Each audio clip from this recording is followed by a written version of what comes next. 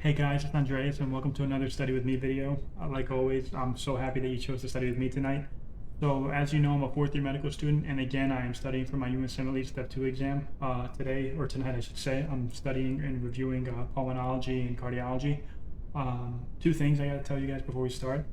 So, as you can see, the clock right here, or on this side, I guess, it's already 12:39. I haven't gotten any studying yet. So, today, to make up some time, and because it's Friday, I'm not going to have a timer. I'm just going to study all the way through until I'm done. So I'm not sure how long the study session is going to be, but let's get some work done. And again, number two, I'm going to turn my camera, or not this one.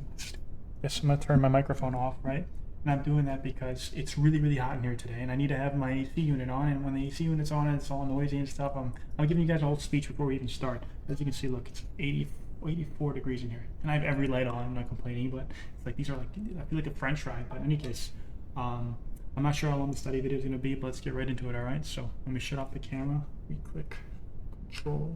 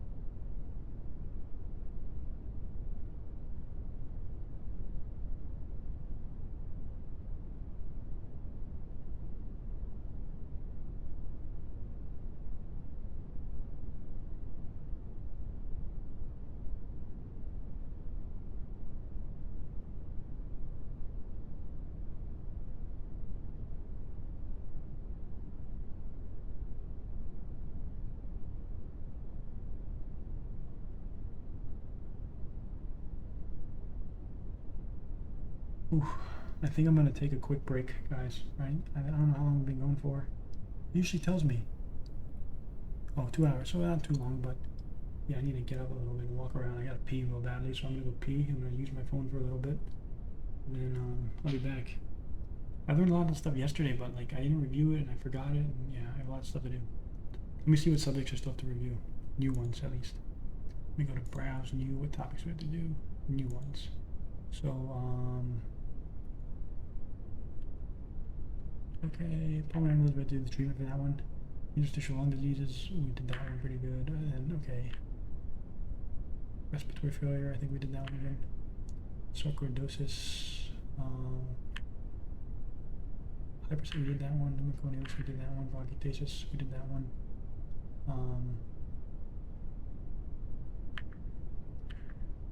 Yeah, I had to review a lot of these. I forgot a lot of this stuff. More.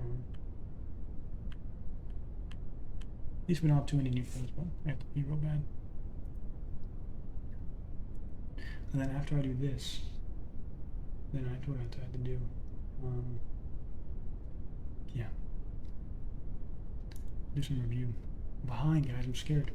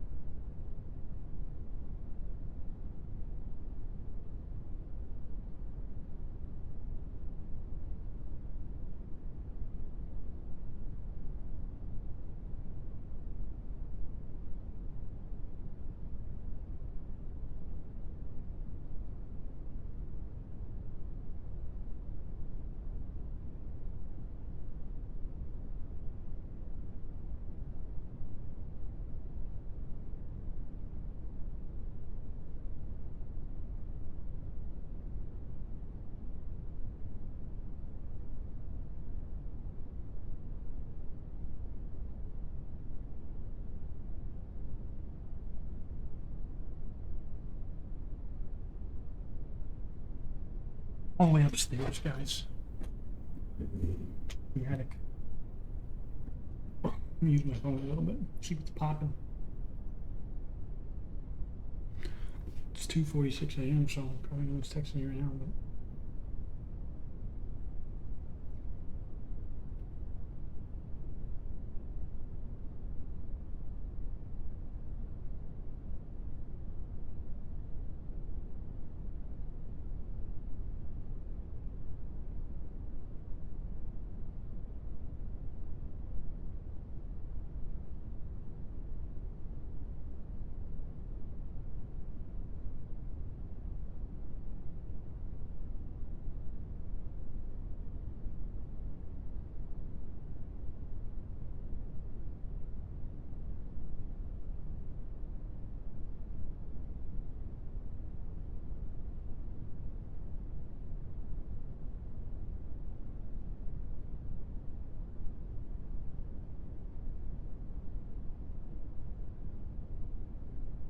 I need to start thinking some more videos, guys. I've been slacking.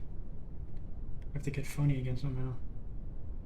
It's tough. It's not easy being funny. Especially after you studied all day.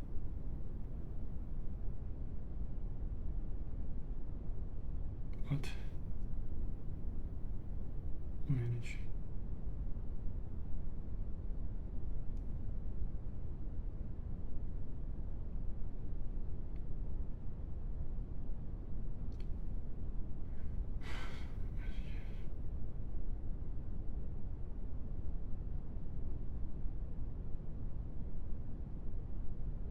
I want to do a lot of things. I want to start losing some weight. I don't like the way I look. I want to exercise more.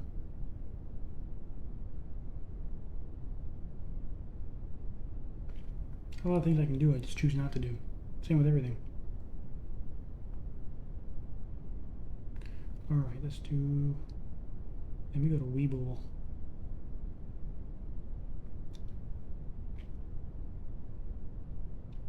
Maybe next week.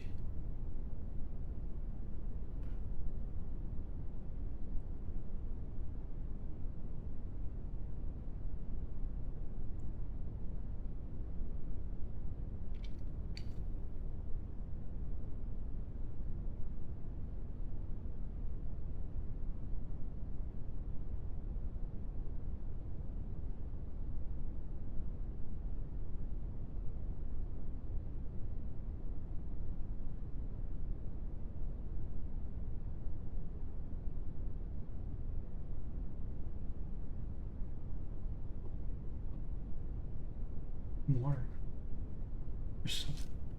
A little cooler, so it's not that hot anymore. Maybe it gets hot when I talk. When I talk things through, I talk so much.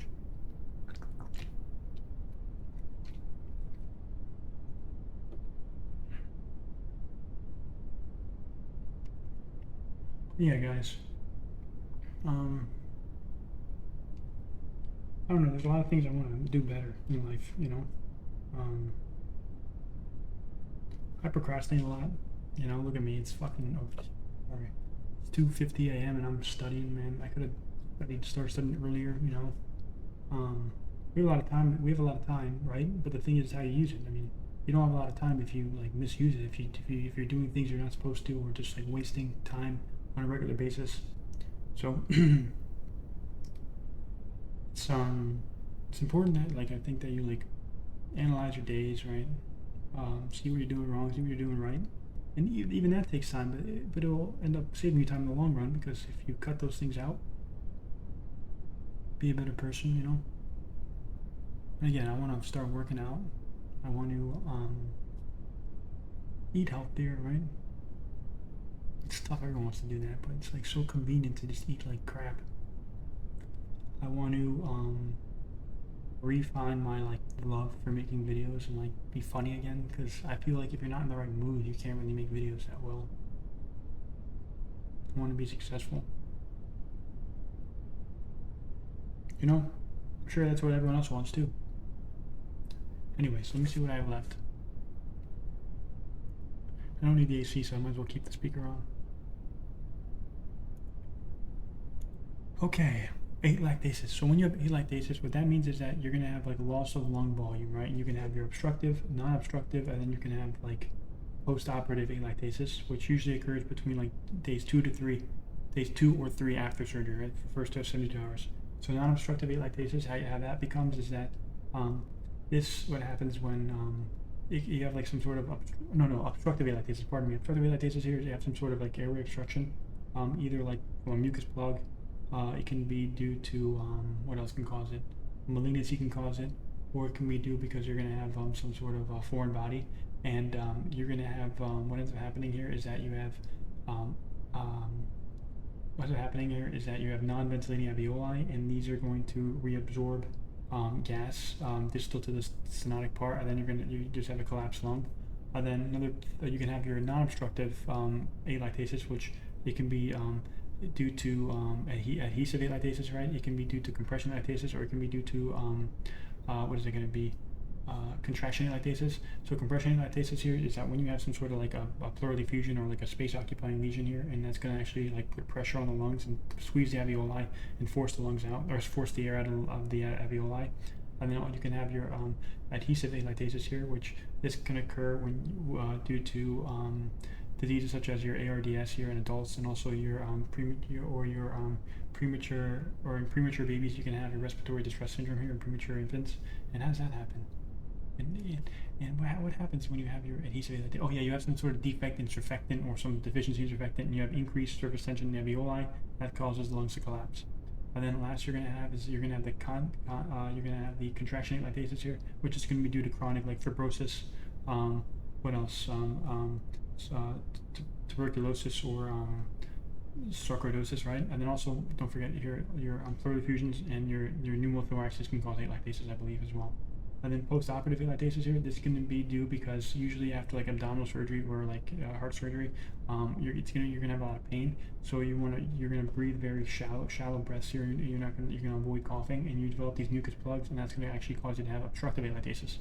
Now, clinical features here is that you're going to have your CCAT, I call that. So you're going to have tachycardia here, tachypnea here, so fast heart rate, fast breathing here. You're going to have acute dyspnea here. You're going to have signs of cyanosis, and also you're going to have chest pain when you have alactasis, I believe, right? Let me check. I think so. And then on exam here, you're going to have dullness to percussion. You have decreased ferritus and decreased breathing sounds. But let me check that last one. I think you're going to have chest pain. Oh, yeah, makes sense. Okay.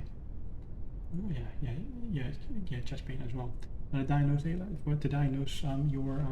someone who has alactasis here, the chest X-ray you're going to do here is going to have what? It's usually going to show on the affected side you're going to have loss of lung volume here because you're going to have like compressed lung, and you're going to have narrowing of the intercostal spaces, and you're going to have ipsilateral. So whatever side it's affected, you're going to have a mediastinal shift, and you're going to have a hemidiaphragm. And then you can do an ABG, which on the alactasis here, arterial blood gas is going to show what? You're going to have respiratory alkalosis here because you're going to have increased pH here, so respiratory alkalosis here, and you're going to have hypoxemia here, so you're going to have decrease in PaO2. Good. And then what ends up happening is that because you're going to have some sort of like decreased alveoli participating in gas exchange, you're going to have decreased ventilation diffusion equation, right? So you're going to have decreased ventilation, and you're going to have pulmonary, you're going to have hypoxic vasoconstriction, which is going to shunt blood away from the poorly ventilated or poorly perfused alveoli. Good. I think that's what it is, right? So good. And then respiratory alkalosis here, and then we have this one, and then here.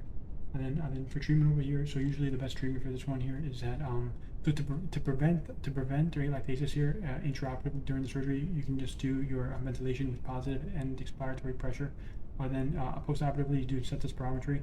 But the best thing you can do here is like early mobilization, get the patient walking around, and then also you can do exercises like breathing exercises that are going to increase the patient's positive and expiratory pressure, such as deep breathing exercises, directed coughing, incentive spirometry, and also continuous positive airway pressure as well. Also, you can give the patient opioids here to help with the pain, but the thing is, opioids also reduce your respirations here, so you want to be very careful, and maybe make sure the patient stops smoking 6 to 8 weeks before surgery. Good. And then intradental coughs. Good. Complications here you can have is that pneumonia. You can have a respiratory distress, respiratory failure here, and also an abscess. Good. Now, let's go through all the metabolic disorders here. Good. So again, we have a couple things here. So we look at the pH levels here. So we have the pH here, and if your pH is going to be less than 7.35, that's going to have some sort of acidosis here. And if it's going to be greater than 7.45, there's going to be some sort of alkalosis here.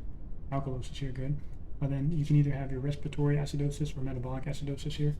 Now, metabolic acidosis, is it going to be caused by what? It's going to be caused by a decrease in the bicarbonate here. So you're going to have a bicarbonate that's going to be low, which is usually going to be less than 22. And when you have metabolic acidosis here, remember you have to calculate the anion gap. That's going to be your sodium minus the bicarbonate plus the chloride here.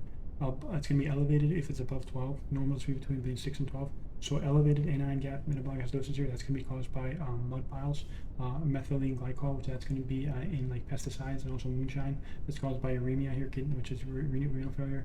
Diabetic acidosis here. I don't know. P stands for your some paraldehydes. I stands for either isoniazic and cause it, or iron overload here. L stands for lactic acidosis here. E stands for ethylene glycol or polyethylene glycol, which is going to be that's antifreeze, so you're going to have a free smelling breath. And then S stands for a late convocation of taking salicylates here, which is like aspirin. And then normal anion gap metabolic acidosis here, that's going to be hard ass, they call it, which is going to be hyperaldosteronism. It can be caused by hyperchloremia here, so elevated chloride levels, hyperaldosteronism, which is going to be, then also it can cause Addison's disease. It can cause renal tube acidosis here. Diarrhea can cause, non-anion gap metabolic acidosis because you're shitting out by carbs. Then also it's going to be caused by your azithromycin, spironolactone, and last, saline infusions can cause you that metabolic acidosis. And then what about the other side here, which has respiratory acidosis, which is going to be caused by an increase in PaCO2. Now what causes an increase in PaCO2? It's going to be caused by hypoventilating, so you're not breathing, so it's going to be caused by hypoventilation, okay? So it's going to be above 45 here, and you see that here in your airway obstructions like COPD and asthma, chronic lung diseases here, caused by opioids here, in your sedated drugs, also caused by like weakened in your intrinsic muscles to help you breathe. So that you see this in ALS here, you see this in myasthenia gravis, you see this in Guillain-Barré and polymyositis here, and all those. Okay. And then what about the other side here with alkalosis here? So you can either have respiratory alkalosis, metabolic alkalosis. Metabolic alkalosis here is going to be caused by bicarbonate being high, so it's going to be over 28, and you have to measure the percent of potassium in urinary chloride. If the urinary chloride here is going to be less than less than 20, that means you're going to have saline, like it's saline responsive. Metabolic alkalosis here usually caused by vomiting, antacid use here, or recent thiazide or loop diuretic use. And if it's going to be over 20, that's going to be saline unresponsive or saline resistant metabolic alkalosis, usually caused by hyperaldosteronism here, which you're going to have hypertension. Julian, what's it called? By Bartter syndrome or Gittleman syndrome as well, which are kidney diseases here, but no hypertension. And then for respiratory alkalosis, which is going to be caused by a low PaCO2. Low PaCO2 is going to be caused by your hyperventilating, right? And we have, and what causes that can be like any sort of pain, right? Can cause that. It can be often caused by anxiety or panic attack disorders here. It can be caused by tumors, can cause that. Also be caused by pregnancy, also be caused by hypoxemia here, or because you're high altitude, it's going to cause you to hyperventilate due to hypoxemia. And also it's going to be caused by what else? We have your pulmonary embolism here. Pulmonary embolism, it's going to cause you to have your respiratory alkalosis. Good. Then anything I'm missing here? Good. Now GI disorders here. Click in. We have your chloride here. Click in. Okay, and sodium here. Good. Now when you have so again, in your GI disorders here, when you have like severe when you have laxative abuse here, severe diarrhea or laxative abuse, what's that going to do to you? Well, you know it's going to cause you to have metabolic acidosis, okay? And so you're going to have increasing. So you're going to have increased chlorides here, good. You're going to have decreased potassium here and increase in sodium, good. And then when you have what was the other one? When you're vomiting here, when you're vomiting or nasogastric suction tube here, you're going to have a decrease. You're going to have a decrease in chlorides here. You're going to have a decrease in potassium, and you're going to have an increase in sodium. I think that's what it is as well. Let's see. But we'll go through that as well.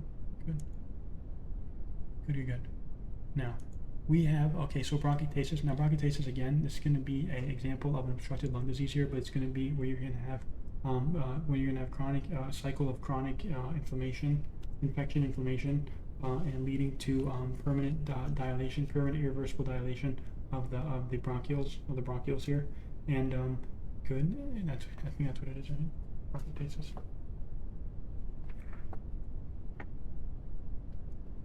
No. You're gonna reoccurring like a cycle. So you got permanent dilation. So you're gonna be recurrent cycles of infection and inflammation of the bronchi and bronchioles leads to fibrosis remodeling and permanent dilation of the bronchi here. So fibrosis remodeling and permanent dilation of the bronchioles and bronchi as well. Good. That's what's gonna happen. And then usually associated diseases that can cause this, it can be due to inflammatory bowel disease here. We know that one. Also, it can be due to cystic fibrosis here. So you do a chloride sweat test. Reoccurring pneumonia here by Pseudomonas here, or it should be caused by your allergic bronchopulmonary aspergillosis can also cause it as well. And when you look at this here, is the person has what? They're going to have a chronic. They're going to have a purulent, chronic purulent, like yellow-green sputum here. Also, they're going to have with dyspnea, and sometimes they're going to have hematopsis as well, and halitosis, which is fast moving order. They're going to be productive cough, frequent bouts of subproductive cough, with frequent bouts of sputum, dyspnea, again, halitosis as well. So we have recurrent pneumonia here. Then also good. Now you're gonna have rales, wheezing, bronchi, and also and plus or minus and occasionally hematopsis as well. Good. And then that's gonna be the presentation. Good. And then when you look at the diagnosis, the initial test you're gonna do. I think we're going to do the treat this. So we do. So the treatment here is that you do a sputum culture. You have to do a sputum culture first here. Then from there, you're going to treat it with like empirical antibiotics here, and that's going to reduce the bacterial load and actually reduce the airway inflammation. And and usually you can give there is that you're going to give your respiratory fluoroquinolones, which is levofloxacin or moxifloxacin. But if it's going to be due to your bronchopulmonary aspergillosis here, you're going to give your systemic glucocorticosteroids, or you can give your antifungals such as your itraconazole or voriconazole. Additionally, here, what you want to do is that you want to do some sort of pulmonary rehab, such as your directed coughing here. Good. You can do what else? Positional discharge. I gotta go. Shit. Good. Go back. Let me go due to bronchi ectasis.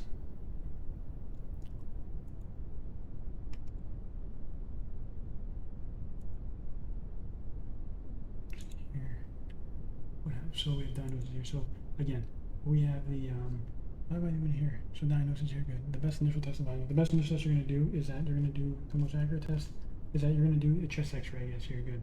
So again, you're gonna do the you're going to do the chest X-ray here, good, and then from there, if you have chest X-ray first, and then if you have high, what's it going to be like, and then you're going to do the high resolution CT again to confirm it. And then when you look at this here, is that you're going to have increasing bronchiovascular markings, so elevated translucency and increased bronchiovascular markings as well, and also you're going to have tram lines, which are going to be like an outlining, so dilated, so you have outlines of the dilated, the permanently dilated bronchi as well, and then you're going to do the confirmation test with the high resolution CT. Which is going to show what? You're going to have your thickened bronchial walls and honeycombing, good. You're going to have bronchodilation here, good, which is going to be very good. And then you're going to have the you're going to have the trantract lines here, which you said that one as well, good. You have trantract lines here, and then you're going to have your so it's cystic rings here. And also you're going to have the thickened bronchial wall, honeycombing bronchial walls, good. The spirometry is going to be obstructive pattern here, good. An additional test here, you can do chloride sweat tests here for cystic fibrosis here. That's going to do. You can do sputum cultures here for pneumonia here, and also bronchiolitis for eosinophils as well. Good. And then complications of this one that you can have. Let's see. Okay, so bronchiectasis here is that Ray's going to be subbing, and then just spirometry, and then here's medications here, and then once you get it again, and then here it's voriconazole, and then let's bronchopulmonary hygiene, which is going to be cough promotion. Postural drainage and chest physiotherapy as well. And then if you need it here, it's going to be you can do a lobectomy if needed. Consider a lobectomy or lung transplant. Good. So again, you're going to see your so you're going to have your chronic productive cough here with the purulent sputum, the yellow-green sputum here, and also you can have your hematopsis here, especially for the balance of dyspnea or coughing without halitosis. And then good. And really clubbing, and then. Don't forget to show X-ray here, good, but you're going to show your increase in your bronchiopulmonary markings here and translucency, and also you're going to have the tram lines, which are going to be outlines, signet ring outlines here, the dilated bronchi, and also high resolution CT. Good, and then good. So you're going to have to do lifestyle bronchopulmonary hygiene, which is cough reduction, postural drainage here, and also chest physiotherapy. Good. Now what ends up happening is that You can have you can have weakened pulmonary vessels because you have damaged you can have pulmonary hemorrhage due to the damaged bronchial vessels, and also you can have, if you have recurrent bronchopulmonary infections, it can lead to COPD and respiratory failure for coronal. Good. Good. So you can have pulmonary hemorrhage due to the weakened bronchial vessels, and also if you have recurrent pulmonary infections, that can lead to COPD, respiratory failure, coronal. Good. Gotta redo that one. I just did this one. Oh shit, this one's tough. We're doing foreign body aspirations here. Now, for foreign body aspirations here, so again, it's going to be, you can have complete or partial obstruction, okay? And it's going to be the right main bronchus here. If you're going to be bedridden, usually going to be in the upper lobe here, or it's going to be, but in any other case, if you're upright, it'll be in the lower or middle lobe, right lobe, because it's more vertical. Now, if you have complete obstruction, you have no coughing here, you're unable to cough, unable to cry for help, unable to speak, and you're basically unresponsive. But if you're going to be partial obstruction, you're going to have CHADS, you're going to have cyanosis, and also you're going to have your, what else? And also you're going to have your hyperresonance and percussion here, good, on the affected side. So patient's going to be coughing and basically coughing and choking here, good. They're going to have some sort of hoarseness. They're going to have acute dyspnea. They're going to have decreased breathing sounds on the affected side, wherever the foreign body is. And also you're going to have stridor and wheezing and cyanosis and hyperresonance to the affected side. And then if you're going to have recurrent, if you have chronic foreign body aspirations or chronic obstructions, you're going to have like chronic cough with a fever. Good. Now, initial thing you always want to for the management is that you always want to stabilize the airways here. So you always want to stabilize the airways here. Good. So the way you do that here, so if you suspect someone who has some sort of foreign body aspiration, you ask yourself, okay, is it a complete or partial obstruction? And you know if it's complete if you have any of the following, which is going to be IPIL. I think mnemonic is. If they have loss of consciousness or cyanosis, that's one. If they're going to have inability to speak or cry out for help here. If they're going to have what else? If they're going to have paradoxical breathing here, which is going to be when you breathe in, your chest goes in, and when you breathe out, your chest goes out here. Or are they? What's the last one? So, or are they going to be? They're going to be. What's the last one? IPIL. I know it's going to be an ability to cry out. You get more versions. Management here, good. Now we have this one. Good. Now we have so inability to, inaudible breathing such you can't hear them breathing here. If that's the case, yes here, then they have a complete obstruction. Then what you want to do here, are they going to be responsive or unresponsive? If they're going to be responsive, what you want to do first is that you want to do back blows here, smack their back here. And if that doesn't dislodge it, then if they're going to be an infant, which is less than 1 year old, you're going to do abdominal thrust here. No, chest. So chest thrust. And if they're going to be older than 1, you're going to do the abdominal thrust. But if they're going to be non-responsive, you want to initiate CPR, and that doesn't dislodge it. Then you want to do you want to either do your laryngoscope with like a laryngoscope here, or you want to do like a surgical airway, which is cricothyrotomy, or your thyroidectomy, something like that as well. But you're trying to avoid that as well. But what about if they don't have a complete obstruction, they have a partial obstruction? Now you have to determine is it going to be upper or lower. To know if it's an upper airway obstruction, that's going to be seen by what? They're going to have let's see, are you on exercise for that here? So difficulty swallowing, or they're going to be drooling here. They're going to have some sort of stridor. They're going to have to they're going to be using their accessory muscles to breathe here, and they're going to be, what else? The last one, and we have stridors. And then they're going to have sternal retractions. But then if it's going to be upper airway obstructions, then what you want to start off with, you want to do a neck x-ray. But if it's going to be a lower, you're going to see wax, you're going to see what? You're going to have cyanosis here, that's one. You're also going to see absent, you're going to have wheezing, and also you're going to have absent breathing on the affected side. And for that one here, you want to do a chest x-ray. Now, if you can actually, if you can see the object on the x-ray here, then what you want to do is you want to promote the coughing, encourage the coughing, but if it does not dislodge the object, then you want to do, in the person who has the upper airway, you want to do laryngoscopy or nasal endoscopy. But if you can't see it here, you're still going to do the same thing. You're going to do laryngoscopy or nasal endoscopy because it's already up there. But if it's going to be in the chest here and you can see it, again, you're going to encourage coughing. But if you can't see it here, you want to do one that has 100% sensitivity. You can do a CT of the chest, or you can do bronchoscopy. If that does not work here, then you're going to do the nasal endoscopy or laryngoscopy. Good. Now on chest x-ray, what are you going to see in someone who has like airway obstruction? Usually you're going to see is hypolucency, right? Hypolucency here, or evidence of hyperinflation. So you're going to have reduced pulmonary vascular markings here. And good. And what else? Yeah, let me see what else. And then if you can't detect it again, you're going to do the CT. I know it's 6%. Good. So you're going to so reduce pulmonary hypertension, like we said. And then complications of a lung abscess here. Again, complete abscess, you can have like brain damage here, good. But usually you can have like a lung abscess here. You can have atelectasis or pneumonia, I'm guessing, good. And then suffocation, good. Did that one pretty good. Wait, why is this doing this? 10 minutes for this. No, did that right. So we're gonna do this in 10 minutes. Okay, like we said, we did this one pretty good. Good. And then we have initial management, we did this one pretty good. Okay, pneumoconiosis here. So pneumoconiosis here, this is going to cause this causes interstitial lung diseases here, or restrictive patterns here, and it's going to be occupational dust exposure causing, like I said, interstitial lung diseases. And we have a couple. We have your coal miner's lungs here. We have your asbestosis. We have your silicosis and variolosis here. Now, asbestosis, you see this in patients, or you see this 15 to 20 years after the initial exposure, and you can see this in people who manufacture tiles or brake lines. Who also work in like construction, shipping, demolition, insulation, and also like I think like wiring, stuff like that. All right. And then what you see here is going to be a lower lobe dysfunction, and you're going to see lower lobe linear opacifications, and you're going to have, and also you're going to have, what else do you have to see? You have verrucous bodies within the intraalveolar septum. Go through that. I don't know if I fucked that up. Yeah, verrucous bodies in the alveolar septum. Then you're going to have your intraalveolar calcifications, which are indicative of like benign disease. So calcified pleural plaques, which is going to be indicative of benign pleural disease.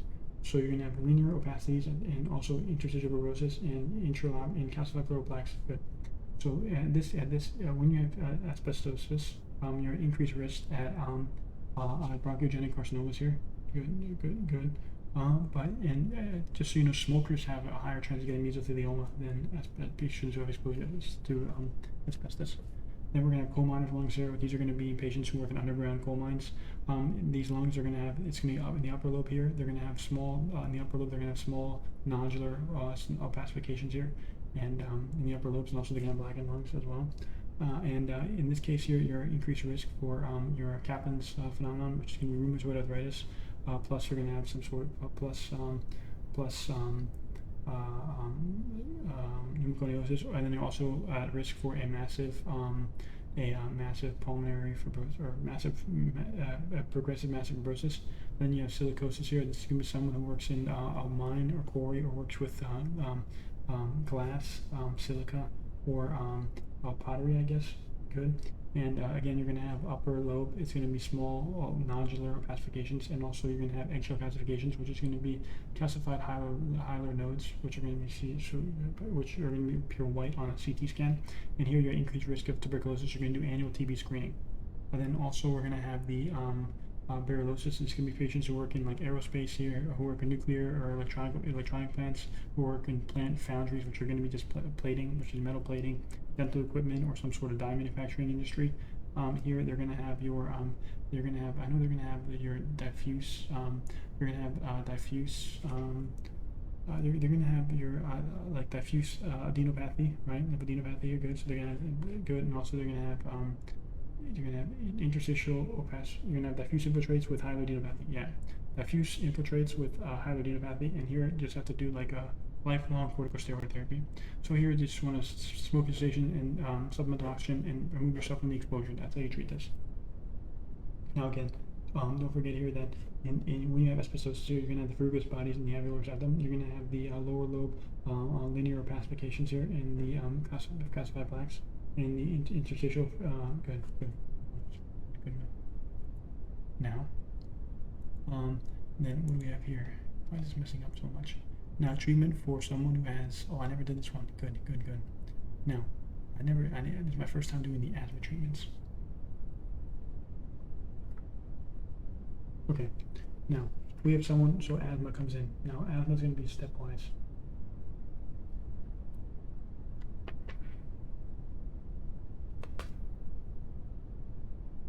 So, Step one.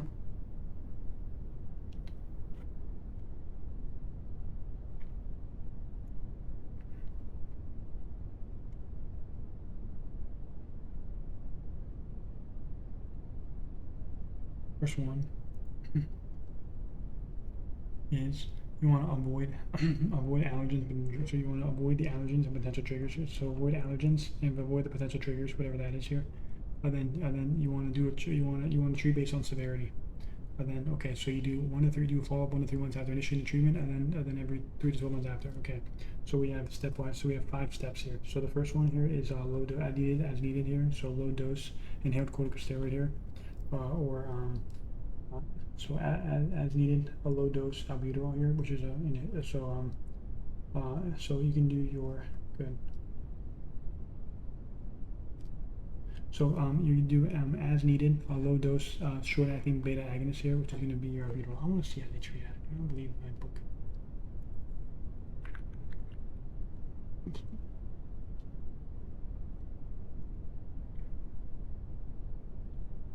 So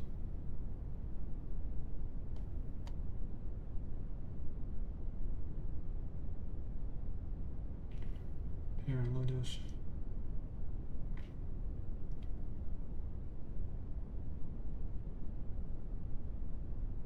So good. So step 1 here is as needed, short acting beta agonist, albuterol here, PRN albuterol as well. Good. Now step 2 from that one is again you step 2 still here. So step 1 here is that you have symptoms less than 2 times per month here. And then step 2 is that if you have symptoms fewer than 4 to 5 times per week, you're still as needed PRN albuterol, short acting beta agonist. Good. Okay. And then good. And then we have it's 2020. Good. And then step 3 is that if you have symptoms less than symptoms most days of the week, or on waking more than once, or when you wake more than once a week, then you're going to step it up. And you have low maintenance dose of your inhaled corticosteroid of your salmeterol, formoterol. Good. Of your salmeterol here. Good.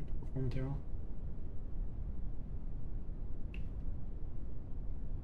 As needed. So as needed, inhaled corticosteroid, glucagon here, or salmeterol, or short-acting muscarinic antagonist, or your long-acting beta agonist here, which is salmeterol, formoterol. Good. Salmeterol, formoterol. Good. And then that's gonna be symptoms on most days. Good. And then step 5 or step 4 here is that symptoms daily, or making or on waking more than once a week with low lung function. Then you're gonna do a medium to high dose of your long-acting beta agonist of your salmeterol, formoterol, plus your fluticasone and butanol. Good. Good. So we have step 1 here is that you have symptoms fewer than 2 to 3 times per month here. And then step 2 is that you have symptoms less than around 4 to 5 times per week here. Good, which is going to be as needed PRN. Short acting beta agonist, which is albuterol here. Good, plus or inhaled corticosteroid here, which is going to be fluticasone and butanol. Good. And then what about step 3 here? That's going to be you're going to have low maintenance dose here of your long-acting beta agonist here, which is going to be your salmeterol, salmeterol here, or salmeterol, and fluticasone and butanol. Good. And then it's going to be if you have symptoms most often, so symptoms most days, or if you have symptoms on awakening more than once a week. And then step 4 here is that you turn it to a medium to high maintenance dose of Lambda plus inhaled corticosteroid here. If you're going to have symptoms every day here, or more, or on waking more than once a week with low lung function. If you need more, in addition to that one here, what do we do? In addition of LAMA, you add a long-acting muscarinic antagonist here, which is going to be your tiotropium. Good. Tiotropium. Good. Or consider a higher dose of inhaled corticosteroid. Good. That's going to be done. And then we said stepwise. And then you do follow up and then every 3 to 12 months after that as well. Good. So again, use treatment can be stepped up or step down, or along the track we switch according to what patient need. Before stepping down, patients are checked in. So before you step it down or up, make sure you check the patient's technique and adherence and environmental exposure to confirm it's similar to that. Good. Go through that one again. acid basis orders, we already did this one. Winter's formula here, again, it's going to be for your metabolic acidosis to calculate your predicted PaCO2. Now, if you're predicted, if you're going to have if that's your expected, if your actual is greater, what do we have here? That's going to be you have your metabolic acidosis here, good. But if it's going to be less, it's going to be less here, then you're going to have your metabolic alkalosis here, good. This is going to be your bicarbonate here, right? Times 1.5 plus 8 is 22. Good. We're doing good, guys. Now, what do we have here? We have your interstitial opening.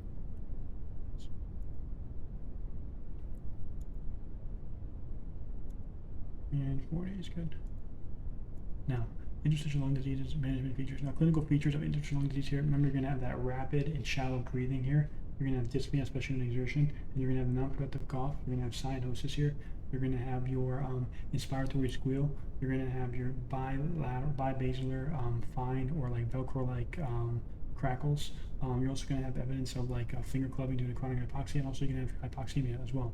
And then the diagnosis here you're going to do for your interstitial lung disease is you're going to do a chest X-ray first, which that's going to show you to have your reticular or like ground glass or nodular opacifications, and then you confirm with a high resolution CT, which that's going to show you to have your honeycombing patterns due to your multiple cystic lesions within the parenchyma due to fibrosis.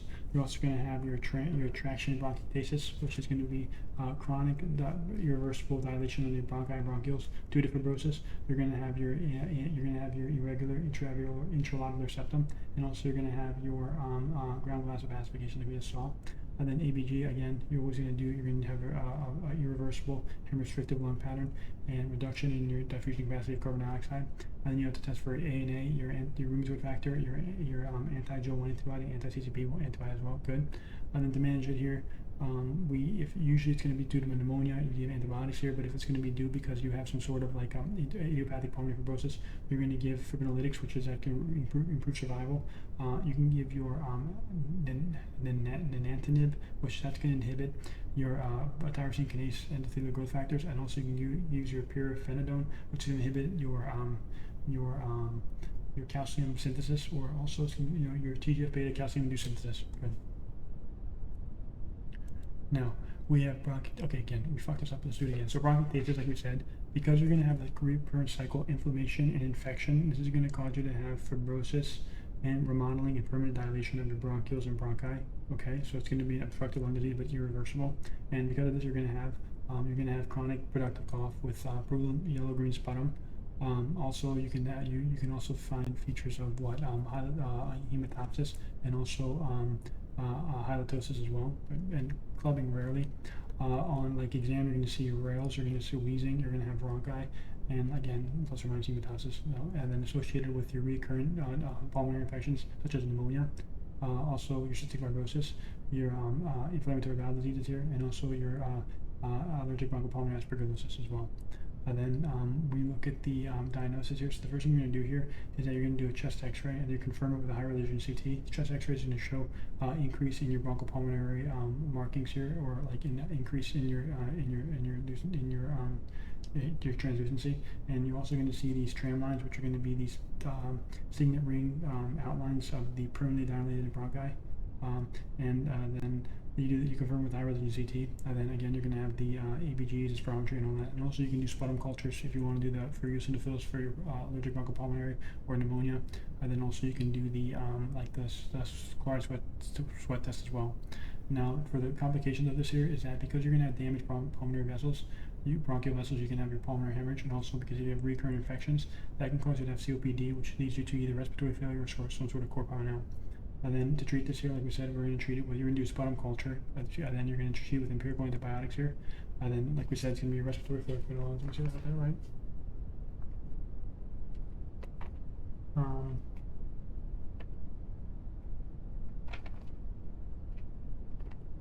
Yeah, and then you adjust it once you get the sputum culture back, and then for your bronchopulmonary aspergillosis here, you're going to treat it with your systemic glucocorticoids or your voriconazole or itraconazole, which inject fungals. And then you can also do you can do directed coughing that can help you here. You can do postural drainage here, and also you can do chest physiotherapy. And if needed here, you can do your lobectomy or like lung transplant. Good.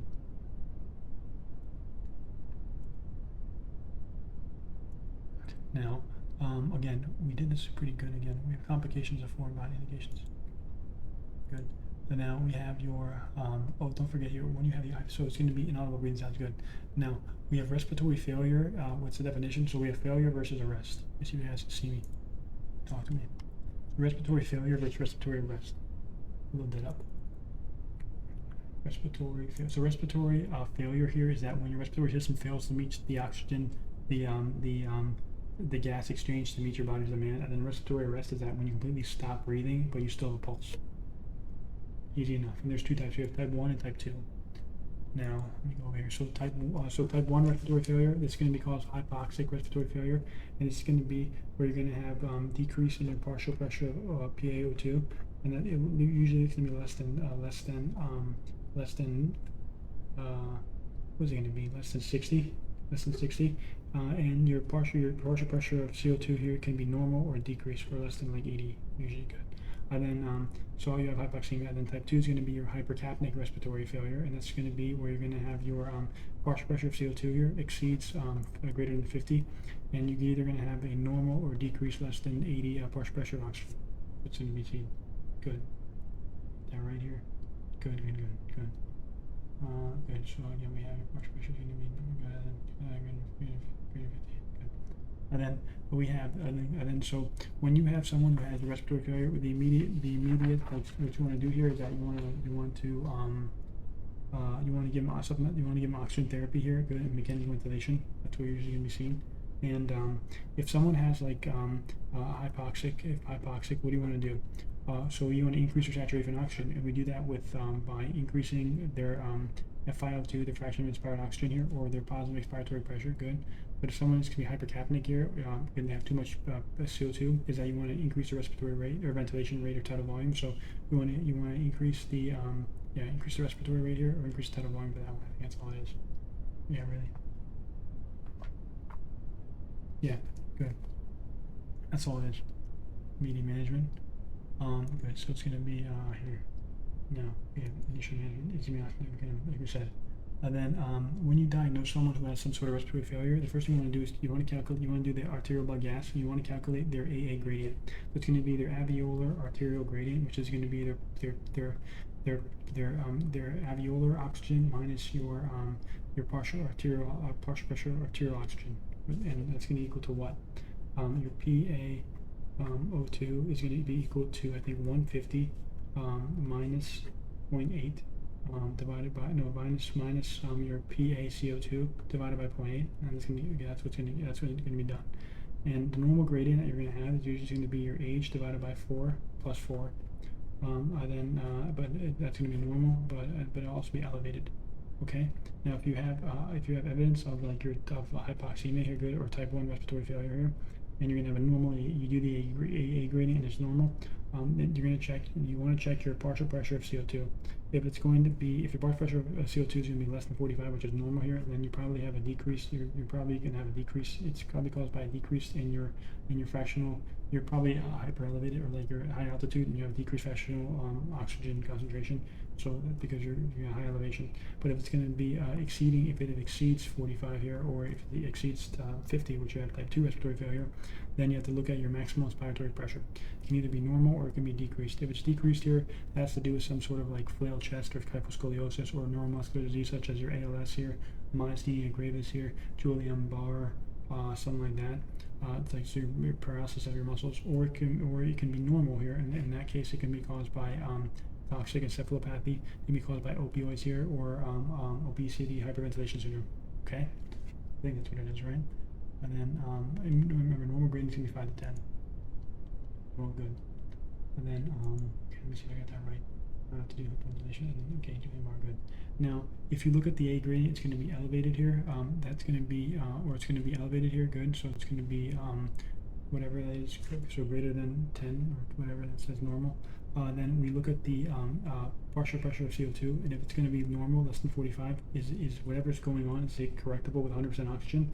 If it's not here, then that means you have an extreme right to left shunt, or you have your ventilation divided by perfusion equals 0 here, which you have extreme right to left shunting here. And right to left shunting, you can see that it can be cardiac, in which you're going to have Eisenmenger syndrome, or it can be some sort of cyanotic shunts. It can be your arterial, which you're going to have some sort, or it can be vascular, which you're going to have some sort of pulmonary arterial venous malformation, or it can be your alveolar here, which you have severe ARDS here, a complete what's it going to be called? Complete atelectasis here, severe pneumonia or severe pulmonary embolism, something like that as well. Good. And then what if it's going to be? But what if it is correctable with 100% oxygen, easily correctable 100% oxygen? Then what ends up happening there is that you either have a ventilation perfusion you probably have a ventilation perfusion mismatch. The other side here is that if it's going to be greater than 45 or it's going to be exceeds 50 here, then again same scenario. Okay. So again, if your ventilation perfusion ratio decreases, that means you have a decreased ventilation, and that means you have increased shunting, and that can be seen in your like lung diseases such as your COPD here, asthma here. They can be seen in your bronchiectasis here. Good. It can be seen in mucus plugs here, and also can be seen in emphysema. I'm guessing as well. No, can you be seen that? No, obstructive sleep apnea here, good, which is going to be obstructive. It can be alveolar causes, which can be, again, pneumonia. It can be due to your atelectasis here, pulmonary embolism here, good, or some sort of ARDS here, good. And then what if it's going to be, we have an increase in your ventilation perfusion ratio? That means you have a decrease in your perfusion here, so you have increased dead space, and you see that in your emphysema. You see it in your pulmonary hypertension, your pulmonary vasculitis, and pulmonary embolism. Good. Good, close enough. Okay. Now, we have the treatment. Okay, so when you have asthma here, remember it's going to be like a stepwise treatment. Now, the first thing you want to do here with asthma here is that you want to avoid any allergens or avoid any triggers, right? And then you treat them based off the severity of symptoms here, which is a stepwise process. And then once you give them the medication here, you check back with them again, like in 3 months, and then you do routine, or 1 to 3 months, and you do routine visits every 3 to 12 months as well. Now it's stepwise here, but you can move up and down the ladder. But before you move up or down, make sure you check with the patient that they're properly using the inhaler here. They're avoiding any sort of environmental exposures, and any cause they're having, like any pulmonary symptoms they're having, is due to asthma. So the first step here is that if you're going to have asthma symptoms less than 2 times per month, or if you're going to have asthma symptoms around 4 to 5 times per week here, you're taking as-needed PRN, short-acting beta agonist, which is albuterol, or your inhaled corticosteroid here, which is going to be your fluconazole? No, it's going to be your butanide. Yeah, fluticasone or butanide, good for both of those. And then in step 3 here, this is going to be someone who has symptoms daily, or once upon awakening. Good symptoms. Most days are on awakening. Here you do a low maintenance dose of your long acting beta agonist here, which is going to be your salmeterol or formoterol plus corticosteroid with fluticasone and butanide. Good. And then if you're going to have this, if you have in addition to that you have low lung function, you can do a medium to high maintenance dose here of your long acting beta agonist, which is going to be formoterol plus your fluticasone. Good. You still need improvement here. You can add a long-acting muscarinic antagonist like tiotropium, or you can just go to a higher dose. Good. Now, clinical features. Okay, we did this again. That's good. Now we have flow chart, respiratory failure, respiratory arrest here. I just did this. Good. Now, sarcoidosis. Now, sarcoidosis again. It's going to be an example of an interstitial lung disease here. You see an African American woman here. And sarcoidosis, it's going to be due because you have non-cascading granuloma deposits within the lungs. And non-cascading, all that means here, that's going to mean multinucleated giant cells with no central necrosis. Now, when you look at sarcoids here, we have associations here. It's going to be Bell's palsy again, and also it's going to be associated with lupus rash. You're going to have that malar rash here. Also, we have this as well. We have skin lesions here, which is going to be, again, the lupus, right? You're also going to have your erythema nodosum, which are going to be painful red nodules on the shins. You're also going to have vitamin D activation because you're going to have the 1 alpha hydroxylase in the macrophages. You're also going to have uveitis here, you can see. Ocular uveitis, like we said. We're also going to have hypercalcemia or elevated calcium levels here because you're going to have, due to the increased vitamin D, due to the 125 dihydroxy vitamin D. You're also going to have your rheumatoid-like arthropathy, right? You're gonna have your Schumann Ashman bodies within the non-casting granulomas as well. On labs here, you're gonna see increased CD4 and CD8, right? Also, you're gonna see elevated in your angiotensin converting enzyme, and also you're gonna have hypercalcemia and hypercalciuria as well. Good. And so when you have your sarcoidosis here, again, you're usually going to have your hyaluronidopathy here, so you're going to have inflamed lymph nodes here, but it can be, you can have your Lofgren's sarcoidosis, which is going to be a good prognosis in that case here. You're going to have your migratory polyarthritis here, you're going to have erythema nodosum, and also you're going to have your a fever, and what else is the last one you're going to have? You're also going to have the B. And also you're going to have your bilateral hyaluronidopathy, okay? And then when you have your regular sarcoidosis here, you're going to have your fever. Again, you're going to have low-grade fever here, good. Dyspnea with shortened breaths. You're going to have your also going to have you're going to have your low-grade fever, dyspnea. You're going to have arthropathy. What else are you going to have? Let's forget. Oh yeah, you're going to have fever, mouse, and weight loss and arthritis as well. Good. Now we have the history. Good. No, not good. Now again. Now, how to diagnose here? So the first thing you're going to do here is that, remember, if you're asymptomatic here, you're only going to go as far as the high-resolution CT because you don't create symptomatic. For symptomatic causes here, you treat it with your systemic glucocorticoids here. Then, if it's going to be refractory here, then we're going to use your immunomodulators here, like your prednisone here, your methotrexate here, and your TNF alpha inhibitors as well. And Lofgren's we treat it with NSAIDs here and supportive care. Good. Now, and then what we do? And then we're going to do the high-resolution CT, and then to confirm, and then after that you do a bronchogenic biopsy. You're looking for non-casting granulomas. Good. So you're going to bilateral hyaluronidopathy and particular classifications. Good. And then it's restricted pattern. We said. Good. Now pulmonary embolism here. Oh shit. Ooh. Guys, I think I'm tired, man. It's been 3 hours. I've been studying. Did a good job. So I gotta do. Let me see. I still gotta do pulmonary embolism. We'll learn that one, how to treat that one. Not hard, right? And then what else? We have to do pulmonary embolism. That's one. Okay, we did one. We did. 2.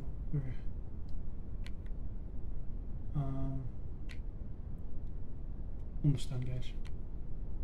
Good. I'm tired. It's 3:33 or 3:38. I'm sweaty. I'm sweating.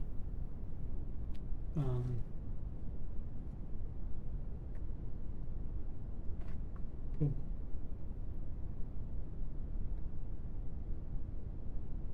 So anyway, guys. I hope you got a lot of work done. I can't even talk. I'm so tired. I want to do these more often, but the problem is, guys, it's like I move the camera every time I start, and I need to find like a set tools to just have the camera in place, the same place every time, not be so worried about where everything is, and just make these a little quicker. Let me know in the comments how I can make these videos better, because you know that's what I want to do. Let me know if you like when I talk to you, if you don't like when I talk to you, if you like the brown noise, if you don't like the brown noise. I want to make these good. I want to become the Mr. Beast of Study With Me videos. Because I like making them. I actually do them. I'm always studying. Alright? Ciao.